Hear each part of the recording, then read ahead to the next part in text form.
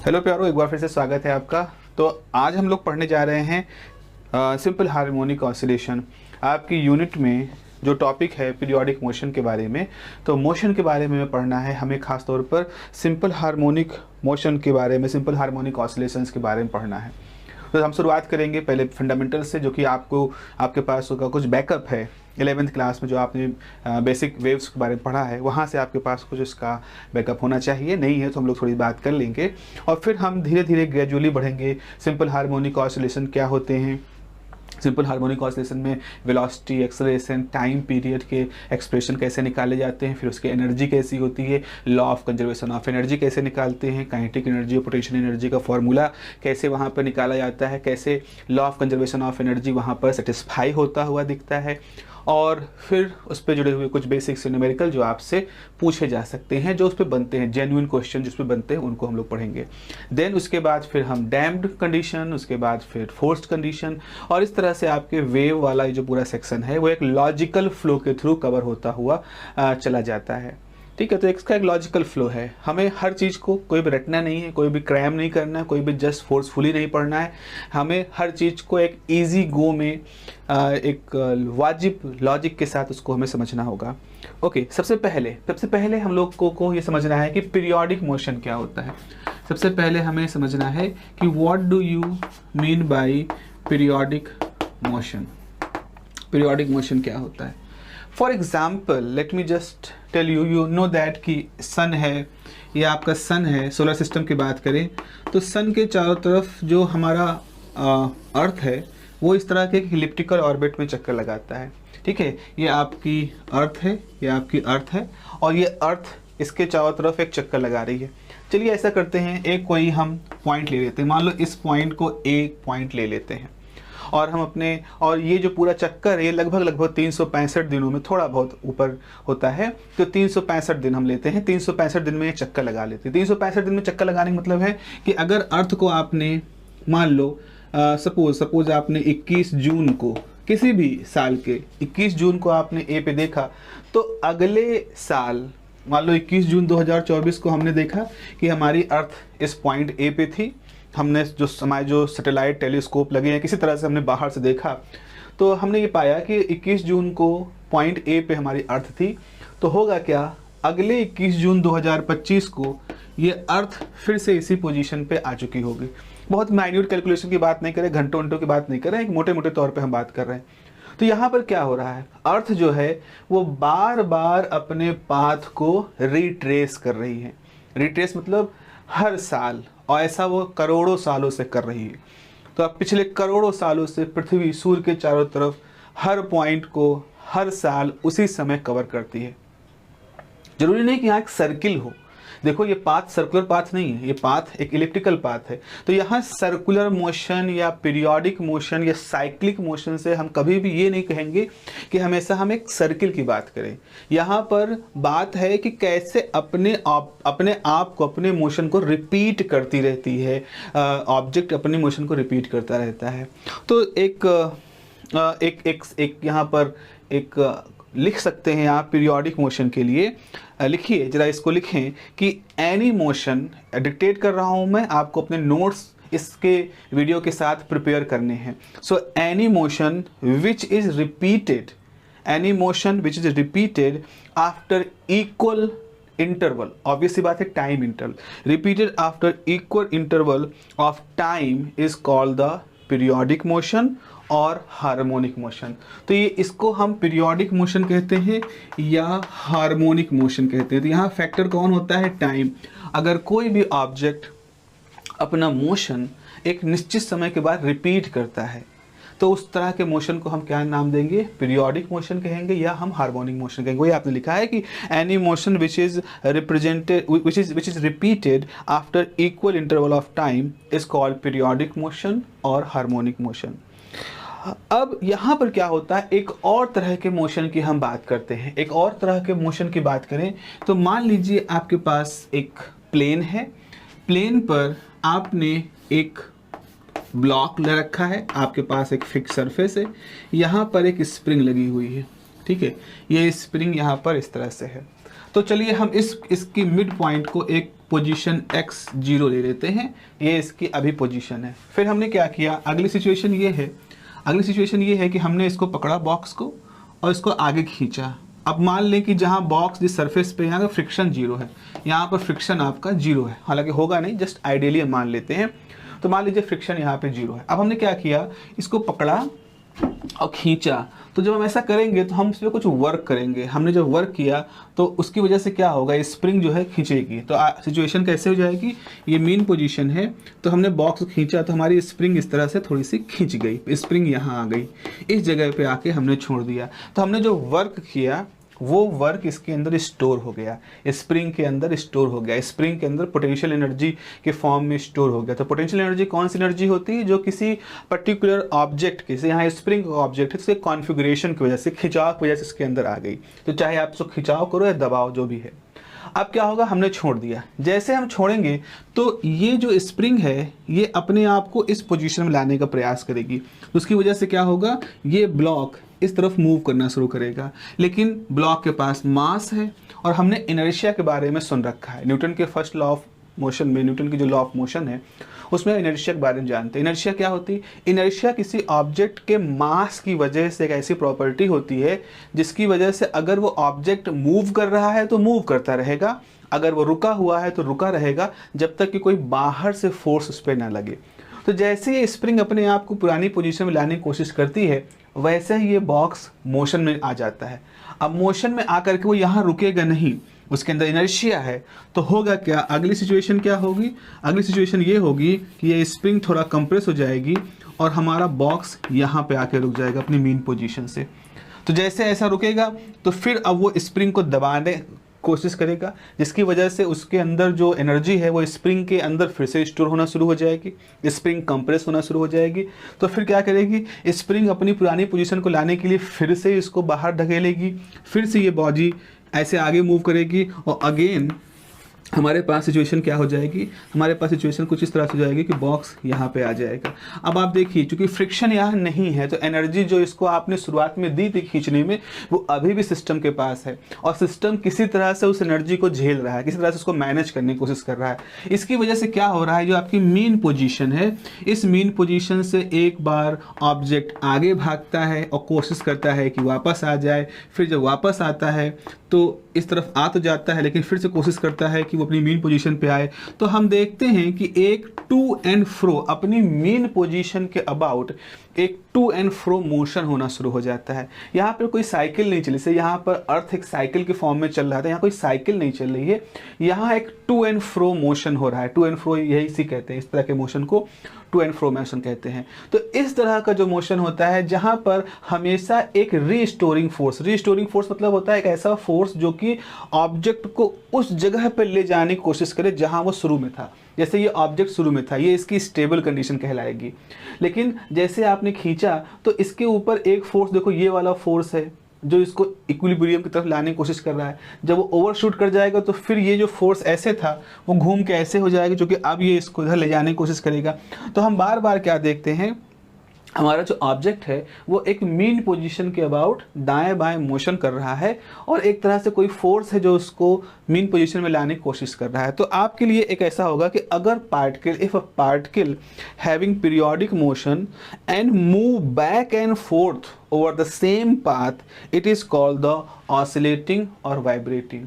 तो ये वाला जो मोशन होता है जहाँ अपने पाथ को एक निश्चित समय के बाद रिट्रेस करता है, इस तरह के पाथ को हम पीरियोडिक पाथ कहते हैं, हार्मोनिक पाथ कहते हैं। और अगर वो इस तरह से अपनी मेन पोजीशन के about back and fourth move कर रहा है और बार बार अपने पाथ को रिट्रेस कर रहा है, तो इस तरह के मोशन को हम ऑसिलेशन कहेंगे, वाइब्रेशन कहेंगे। वाइब्रेशन का एक और एग्जाम्पल है आपके पास, जैसे सिंपल पेंडुलम होता है। सिंपल पेंडुलम में क्या होता है, आपने एक डोरी लिया, एक डोरी जो कि खींच नहीं रही है, इन स्ट्रेचेबल स्ट्रिंग यानी रबर बैंड नहीं लो, स्प्रिंग ना लो, एक नॉर्मल आपने डोरी ली है और उस डोरी मान लीजिए आपने एक पत्थर बांध दिया, पत्थर का भार डोरी के भार से ज़्यादा है। तो ये एक आइडियल सिचुएशन है सिंपल पेंडुलम की। अब आप क्या करो, आप इसको पकड़ करके थोड़ा सा इसको ले जाओ किनारे, अब आप इसको यहाँ पे ले जाओ इस जगह पर और छोड़ दो। जैसे छोड़ोगे वैसे इसका एक इस तरह का मोशन होना शुरू हो जाएगा। पेंडुलम इन दो पोजीशन के अबाउट इस तरह से मूव करना शुरू कर देगा, जैसे घड़ी में जो वो क्लॉक जो कौन सी तो पेंडुलम क्लॉक होती है उनमें ऐसा होता है, या आप अपने लेबोरेटरी में देख सकते हैं या खुद भी बना के देख सकते हो। घर में एक धागा लो, एक पत्थर लो, उसको बांधो छत में किसी जगह पे, उसको हैंग कर दो। अब वो सिंपल से लटका हुआ, उसको हल्का सा फोर्स दोगे तो वो एक टू एंड फ्रो अपनी मीन पोजीशन के about, this is the mean position, इसके अबाउट वो इस तरह से ऑसिलेशन करना शुरू कर देगी। तो ये एक वाइब्रेशन है, ये ऑसिलेशन है। इस तरह इसको हम ऑसिलेशंस कहेंगे। इसको हम मतलब बार बार अपने पाथ को, जितना पाथ है उतने ही पाथ को ये रिट्रेस कर रहा है। So this is the difference between, difference क्या कहूँ मैं, एक तरह से क्लासिफिकेशन है। This is the periodic motion and this is the oscillating motion. ये दो तरह के मोशन हैं और हम इन सब को कहीं ना कहीं अपने इस कोर्स के दौरान, इस पूरे टॉपिक के डिस्कशन के दौरान इनको हम पढ़ेंगे, अपनी जगह पे पढ़ेंगे। चलें आगे बढ़ते हैं। आगे बढ़ते हुए अब हम यहाँ पर कुछ डिस्कस करने वाले हैं सिंपल टर्म्स हैं जो कि जुड़े हुए होते हैं ऑसिलेशन के साथ। जब आप कोई मोशन, पीरियोडिक मोशन या ऑसिलेटरी मोशन जब आप पढ़ते हो तो आपको कुछ टर्म यूज करने पड़ते हैं। जैसे आपको एम्पलीट्यूड यूज करना पड़ता है, आपको फ्रीक्वेंसी यूज करना पड़ता है, आपको वेवलेंथ यूज करना पड़ता है, आपको टाइम पीरियड यूज करना पड़ता है, आपको टाइम पीरियड और फ्रीक्वेंसी के बीच में रिलेशन को इस्तेमाल करना पड़ता है। तो एक जल्दी से हम इन सब चीज़ों को कवर कर लेते हैं कि कैसे लिखा जाता है, कैसे इसको किया जाता है। देखिए एक चीज़ जरा सा हम ये समझें कि अगर हमें किसी वेव को रिप्रेजेंट करना है तो वेव को रिप्रेजेंट करने के लिए आपके पास एक कर्व का बिहेवियर, एक कर्व होता है जिसको कि आप यूज करते हो। इसे कहते हैं साइनोसॉइडल कर्व। इस तरह का एक कर्व होता है, ये हमारा एक साइनोसॉइडल कर्व है। क्यों इसको साइनोसॉइडल कहते हैं? क्योंकि इस कर्व को अगर हम एक मैथमेटिकल इक्वेशन से बनाएं, सपोज ये हमारे पास y है, y is the displacement, this is called the displacement. अभी इसका हम थोड़ा डिटेल पढ़ रहे हैं तो ये है okay, this is the time. ठीक है प्यारो, ये हमारा टाइम का एक्सिस है। तो यहाँ पर क्या हो रहा है कि एक डिस्प्लेसमेंट की हम बात कर रहे हैं और आप देख रहे हो कि ये जो वेव है ये मैक्सिमम ये डिस्प्लेसमेंट ले आती है। देखिए ये वैल्यू हो गई, this is called the amplitude. Amplitude ठीक है।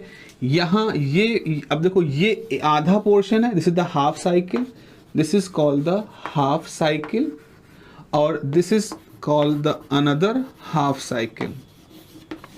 दो हाफ्स हैं या दो हाफ साइकिल्स हैं। दो हाफ साइकिल मिल करके एक पूरी वेव बनती है। तो यहाँ से लेकर के यहाँ तक की जो पूरी डिस्टेंस है, this is called the complete wave. ये बच्चा आप लोग की कंप्लीट वेव है, यहाँ से लेकर के यहाँ तक की दूरी को कंप्लीट वेव कहते हैं। अच्छा, अब यहाँ पर आप देखो, यहाँ पर हम कुछ चीज़ें डिफाइन कर सकते हैं। इसकी इक्वेशन डिफाइन करना चाहें तो एम्पलीट्यूड को मान लो हमने ए से लिखा, इस एम्पलीट्यूड को, इस हाइट को ए से लिखा, तो इसकी इक्वेशन क्या लिखी जा सकती है? इसकी इक्वेशन लिखी जाएगी y is equal to a sine omega t. इस तरह से हम इसकी इक्वेशन लिखेंगे। क्योंकि यहाँ साइन फंक्शन का यूज हो रहा है तो ये वाला जो आपका ग्राफ है इसको हम साइनोसॉइडल ग्राफ कहते हैं, इसको साइनोसॉइडल कहते हैं। ठीक है, अब देखो यहाँ पर एक साइकिल पूरा करने में, एक साइकिल मतलब एक पॉजिटिव साइकिल, एक नेगेटिव साइकिल को पूरा करने में जो समय लगता है, यानी इतना जो समय होगा, ये जीरो है, यहाँ जो समय होगा इसे टी कहते हैं, इसे टी कहते हैं टाइम पीरियड। इसे कहा जाता है time period. Okay, this is whole time जो कवर मतलब जितने टाइम में एक पूरा ऑसिलेशन पूरा हो जाता है उसको हम टाइम पीरियड कहते हैं। आप देखो यहाँ पे इक्वेशन, इसको मैंने कैपिटल ए लिखा है तो यहाँ पे ये लिख देते हैं। तो ये y है। अब देखो टाइम तो कुछ भी हो सकता है। इसे मान लो आपने कोई टाइम ये लिया, इस टाइम पे आप ऊपर जाओगे तो यहाँ पर एक पॉइंट कट कर रहा है और यहाँ y आएगा। तो y जो है ये तो ये एक्सिस है, इसकी मैक्सिमम वैल्यू कितनी हो सकती है? इस कर्व के हिसाब से इसकी मैक्सिमम वैल्यू इतनी हो सकती है। ये पॉजिटिव हाफ साइकिल है, ये नेगेटिव हाफ साइकिल है। लेकिन हमने कोई टाइम ये चुना, कोई भी टाइम चुना, इस टाइम पर इसकी वैल्यू कितनी है? इतनी है, ये है। तो आपका y ये हो गया। तो ये y किसी पर्टिकुलर इंस्टेंट पे है। ये जो y है ये पर्टिकुलर इंस्टेंट t पर है। इसीलिए इस y को हम क्या नाम देते हैं? Instantaneous displacement. इसको हम नाम देते हैं इंस्टेंटेनियस डिस्प्लेसमेंट। तो ये तो है डिस्प्लेसमेंट, लेकिन किसी पर्टिकुलर टाइम पर ये डिस्प्लेसमेंट आप निकाल रहे हो, तो इसे कहा जाएगा instantaneous displacement. Now this is omega. Omega क्या होता है? ओमेगा की वैल्यू होती है 2 पाई एफ।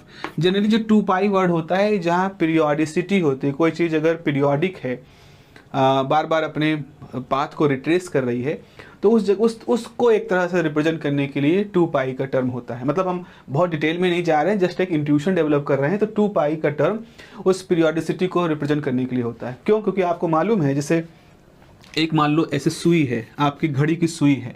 अब ये घड़ी की सुई चलना शुरू करती, मान लो ऐसे एंटी क्लॉकवाइज चल रही है, तो घड़ी की सुई ऐसे जाएगी, जब इधर आएगी तो ये कितना एंगल बनाएगी? 180 यानी कि पाई। उसके बाद फिर जब सुई घूमते घूमते यहाँ तक आ जाएगी तो ये फिर से कितना एंगल और बना लेगी? पाई। तो टोटल एंगल कितना हो जाएगा? 2 पाई।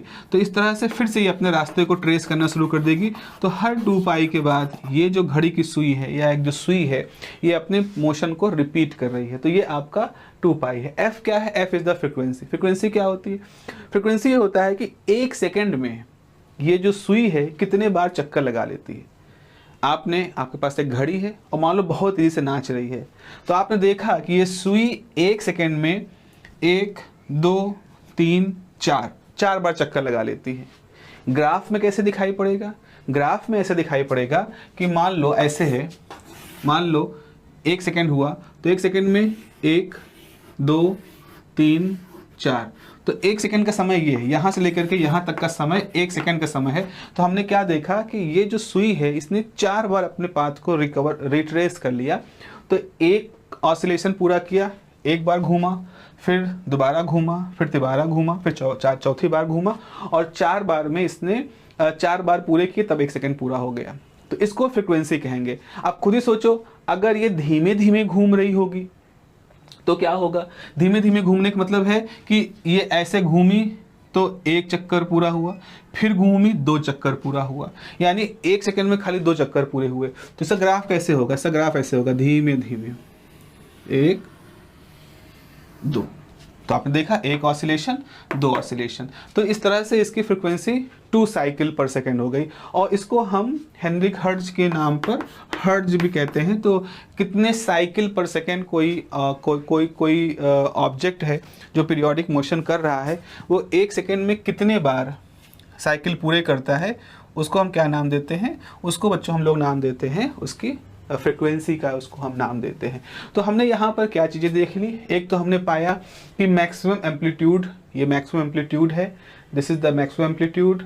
फिर ये जो 1 सेकेंड, एक ऑसिलेशन पूरा करने में जितना समय लगे, हो सकता है वो आधा सेकेंड हो सकता है 0.25 सेकेंड हो, कुछ भी हो सकता है।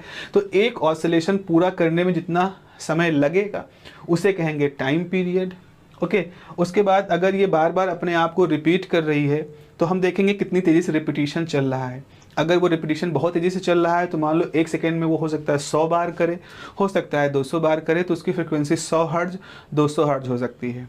अब आप कहोगे कितनी होती होगी फ्रिक्वेंसी? फ्रिक्वेंसी बहुत हाई होती है, बहुत हाई। ऑप्टिकल रेव की, ऑप्टिकल जो लाइट होती है, इनकी फ्रिक्वेंसी तो अरबों अरब खरबों खरब होती है, 10⁻14 हर्ट्ज इस तरह से होती है। अच्छा, जो हम लोग बोल रहे हैं, जो हम बोलते हैं, तुम्हारे गले के अंदर कुछ मांसपेशियां होती हैं, वोकल कॉर्ड जिसको आप कहते हैं। तो गले के अंदर मांसपेशियां हैं, वो मांसपेशियां वाइब्रेट करती हैं। कितनी तेज? 1 सेकेंड में करीब 8000 10,000 बार।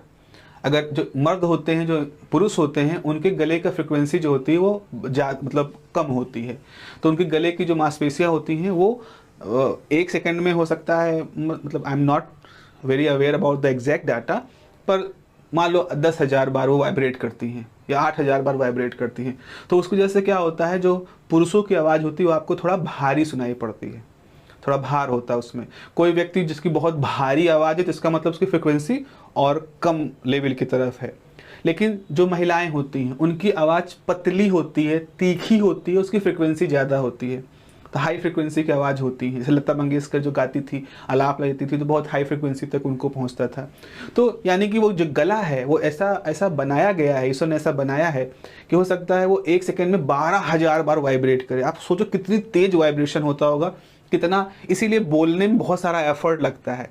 इसीलिए बोलना और प्रोजेक्ट करना it's a very energetic work. और इसीलिए हमारी योग पद्धति में ऐसा कहा गया है कि अगर आप मौन रहते हो तो आप अपनी बहुत सारी ऊर्जा बचा ले जाते हो। बिल्कुल सही बात है। अगर आप सोचें कि आप किसी दिन 6 घंटा कुछ ना बोलें, आप फील करोगे कि वो जब 6 घंटा आपने कुछ नहीं बोला तो आपको एक तरह से लगेगा कि आप सो के उठे हैं, यू फील फ्रेश, मतलब आपको एक थोड़ा सा अंतर दिखाई पड़ेगा। तो खैर फ्रिक्वेंसी की बात हमको मोटे तौर पे समझ में आ गई है, कितनी 1 सेकंड में कितनी बार वो अपने आप को रिपीट करता है, एक बार कितने सेकंड में अपने आप को रिपीट करता है कोई ऑब्जेक्ट, तो वो उसकी फ्रिक्वेंसी कहलाती है। तो हमारे पास कुछ टर्म्स आ गए। जैसे अब एक चीज़ और हमने पढ़ा कि एक तो देखो 2 चीज़ें हैं, समझो यहाँ पर। एक है कि number of oscillations in 1 second, इसे क्या कहते हैं? इसे कहते हैं frequency. Number of oscillations in 1 second, 1 second में कितने ऑसिलेशन कर रहे हैं उसको फ्रीक्वेंसी कहते हैं। और एक होता है टाइम इन कंप्लीटिंग 1 ऑसिलेशन, इसे क्या नाम देते हैं? इसे कहते हैं टाइम पीरियड। जरा ध्यान से देखो, ये दोनों स्टेटमेंट एक दूसरे के उल्टे हैं। पहले स्टेटमेंट में हम ये देख रहे हैं कि 1 सेकेंड में कितने ऑसिलेशन हुए, फ्रीक्वेंसी। दूसरे स्टेटमेंट में हम देख रहे हैं कि एक ऑसिलेशन होने में कितना समय लगा। तो पहले में समय को 1 लिया, कितने ऑसिलेशन वो काउंट किए। दूसरे में हमने ऑसिलेशन को 1 रखा, समय कितनी तेज़ी से बदला उसको काउंट किया। तो ये दोनों एक दूसरे को उल्टा है। एक में हम समय को कांस्टेंट करके ऑसिलेशन की संख्या गिन रहे हैं, एक में हम ऑसिलेशन को 1 करके समय को गिन रहे हैं। तो इसी लॉजिक से एक तरह से हम ये कहते हैं कि जो फ्रीक्वेंसी होता है वो 1 टाइम पीरियड के होता है। यानी कि फ्रीक्वेंसी और टाइम पीरियड क्या होते हैं? फ्रीक्वेंसी और टाइम पीरियड एक दूसरे के रेसिप्रोकल होते हैं, एक दूसरे के उल्टा होते हैं, एक दूसरे का उल्टा रिलेशन होता है। तो इसको हम ऐसे कह सकते हैं, अगर हम फ्रीक्वेंसी को f कहें, नॉर्मली क्या होता है वेव मैकेनिक्स में, खासतौर पर मैकेनिक्स में जब हम वेव को पढ़ते हैं तो हम फ्रीक्वेंसी को कई बार n से डिनोट करते हैं। अब कहीं पर अगर ये हमने n को इंटीजर रिप्रेजेंट करने के लिए यूज किया तो हम इसका एक ऑल्टरनेट क्या यूज करते हैं? f यूज करते हैं। नोटेशंस हैं, जैसे जैसे जहाँ जहाँ यूज होंगे वहाँ हम एक बार एक लाइन में लिख देंगे कि भाई यहाँ हमने n को फ्रीक्वेंसी की तरह से यूज किया है या हमने यहाँ पर f को फ्रीक्वेंसी की तरह से यूज किया है। तो ये जो होता है ये क्या होता है? 1/t, तो टाइम पीरियड। तो देखो अगर टाइम पीरियड ज़्यादा है तो फ्रीक्वेंसी कम होगी। टाइम पीरियड क्या है? एक ऑसिलेशन होने में लगा समय। अब अगर एक ऑसिलेशन होने में ज़्यादा समय लग रहा है, इसका मतलब ऑसिलेशन धीरे धीरे हो रहे होंगे। अगर ऑसिलेशन धीरे धीरे हो रहे हैं तो 1 सेकेंड में नंबर ऑफ ऑसिलेशन भी कम होंगे। तो इसका मतलब है कि अगर टाइम पीरियड ज़्यादा है तो इसका मतलब है स्लो है, ऑसिलेशन होने की रफ्तार स्लो है, फ्रीक्वेंसी कम होगी। और अगर टाइम पीरियड कम है, टाइम पीरियड का मतलब एक ऑसिलेशन जल्दी से पूरा हो गया, फिर अगला ऑसिलेशन जल्दी से पूरा हो गया। तो अगर टाइम पीरियड कम, इसका मतलब सब कुछ जल्दी जल्दी हो रहा है। जैसे वैसे भी होता है, टाइम कम टाइम में करना है, जल्दी जल्दी करेंगे। टाइम ज़्यादा लग रहा है, इसका मतलब आराम आराम से कर रहे हैं। तो इस लॉजिक को आपको अपने पास रखना है कि टाइम पीरियड और जो फ्रीक्वेंसी होती है इनका रिलेशन एक दूसरे के रेसिप्रोकल में होता है। ठीक है। अब हम पीरियोडिक मोशन जब पढ़ते हैं तो पीरियोडिक मोशन में एक और चीज़ पढ़ते हैं जिसे कहा जाता है रीस्टोरिंग फोर्स। रीस्टोरिंग फोर्स मतलब एक ऐसा बल जो किसी ऑब्जेक्ट को हमेशा उसकी मीन पोजीशन की तरफ लाने का प्रयास करता है। नॉर्मली इस पूरे एनालिसिस में हम लोग खास तौर पर पीरियोडिक मोशन से ज़्यादा जो ऑसिलेटरी मोशन है, मैंने अंतर बताया। जैसे अर्थ वाला जो था, अर्थ घूम रही है, बार बार अपने पाथ को रिट्रेस कर रही है, पूरा पाथ कंप्लीट करती है, फिर पॉइंट ए पे जाएगी, फिर पूरा पाथ कंप्लीट करेगी, फिर पॉइंट ए पे जाएगी। इसको पीरियोडिक मोशन कहते हैं। और ऑसिलेटरी मोशन में क्या होता है कि एक पर्टिकुलर जगह पर एक पाथ है, पूरा पाथ नहीं, छोटा सा ही, लेकिन उसी को बार बार रिट्रेस किया जा रहा है। ऐसे पाथ को हम तो नॉर्मली पाथ है, और ऐसे मोशन को हम ऑसिलेटरी मोशन कहते हैं। अब सवाल ये होता है कि पूरा पाथ पूरा कर भी नहीं रही है तो क्यों ऐसा हो रहा है? तो एक बल होता है वहाँ पर, जो बल हमेशा पुश करता है ऑब्जेक्ट को उसकी मीन पोजीशन, उसकी जो स्टेबल पोजीशन उसकी तरफ लाने के लिए। ऐसे बल को रीस्टोरिंग फोर्स कहते हैं, जो उसको रीस्टोर करना चाहता है, जो उसको फिर से अपने पुराने हालात में लाना चाहता है। जैसे हम घर से बाहर होते हैं तो एक फोर्स होता है हमारा, हम घर में आते हैं और घर की तरफ आते हैं, एक बार घर में आ जाते हैं तो फिर बाहर जाने के लिए हमको एक बल लगता है। तो एक तरह से देखो, हम भी रोज़मर्रा वही ज़िंदगी एक तरह से पीरियोडिसिटी ही तो कर रहे हैं। हम घर में थे, घर से बाहर थे तो घर की याद सता रही थी, जब घर में आ गए तो बाहर की याद सताई। तो हमेशा हमारा एक रीस्टोरिंग फोर्स है जो हमको इस तरह से ऑसिलेट कराता रहता है, और कई बार हमको मालूम ही नहीं होता कि हमारी स्टेबल कंडीशन क्या है। हमारी स्टेबल कंडीशन घर के अंदर है, घर के बाहर है। We are in some dilemma, philosophical dilemma में हम लोग होते हैं।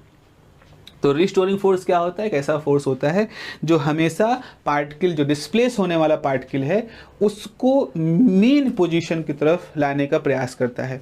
तो जैसे ही हम सिंपल हार्मोनिक मोशन पढ़ना शुरू करते हैं, अगेन हमारे लिए रिस्टोरिंग फोर्स बहुत ही इंपॉर्टेंट एक फैक्टर यहाँ पर बन करके आता है। और हम अगले अपने वीडियो में ना केवल सिंपल हार्मोनिक मोशन को पढ़ना है, उसकी मैथमेटिक्स डेवलप करनी, बहुत ही खूबसूरत मैथमेटिकल लॉजिक है, हमें उसको डेवलप करना है, बल्कि साथ ही साथ हम ये भी कोशिश करेंगे कि उसकी जो उसके साथ जो डायनेमिक्स है, law of conservation of energy है, काइनेटिक एनर्जी, एवरेज एनर्जी, जो कि आपसे पूछा जाता है। अगर वेव आपसे पूछा, आपके सिलेबस में वेव, पीरियोडिक मोशन वगैरह चीज़ें हैं, तो आपसे सिंपल हार्मोनिक मोशन बहुत ही कायदे से पूछा जाएगा, और आपको चीज़ें फिर अगेन है रटने के लेवल पे नहीं आनी चाहिए, आपको समझने के लेवल पे वो चीज़ें आपके पास होनी चाहिए। ठीक है, मिलते हैं आपके साथ सिंपल हार्मोनिक मोशन में अपने अगले वीडियो में।